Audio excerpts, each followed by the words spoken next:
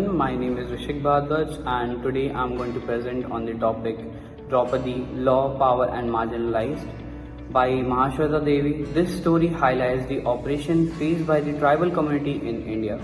It shows how law and state power, which are meant to protect people, are sometimes misused against weaker sections of society. The main character, Draupadi represents courage, resistance. This story, Draupadi, highlights the struggle faced by the tribal community in India. It shows that sometimes law and state power are not used to protect people but instead to control and oppress them. The main character, Draupadi, represents resistance against injustice. Throughout this story, we can understand issues like inequality, gender discrimination, and violation of human rights. Concept of law and power.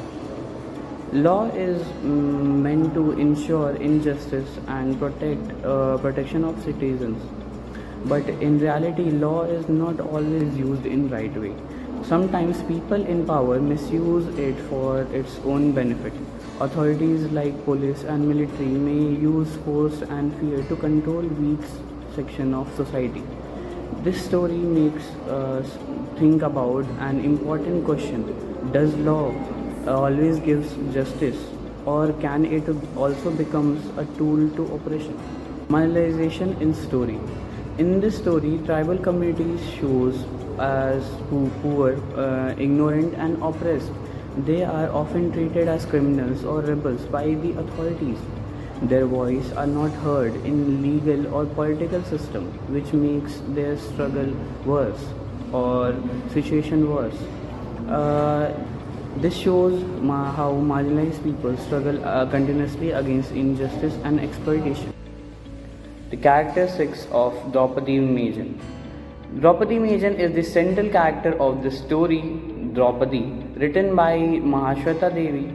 She belongs to a tribal community and represents those people who are oppressed and ignored by the society and the state. Draupadi is not shown as a weak or helpless woman. Instead, she is strong, brave, and determined.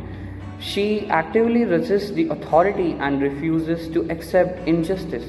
Even when she is captured by the state, she does not lose her courage. She does not beg for mercy or surrender her dignity. Her character is very important because it breaks the stereotype that marginalized women are always powerless. Instead, Draupadi shows that even in the worst situation, a person can stay strong. One of the most powerful aspects of her characteristics is her resistance. She does not fight with weapons, but her courage and attitude. She challenges authority simply by refusing to obey and feel defeated.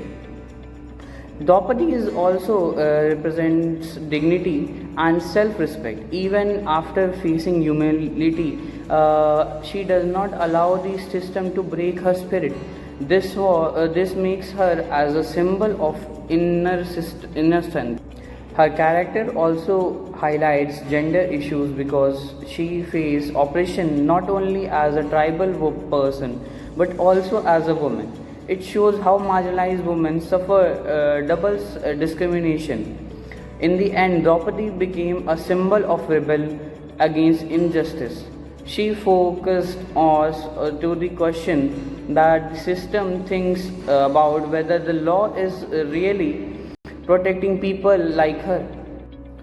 Abuse of powers of the state.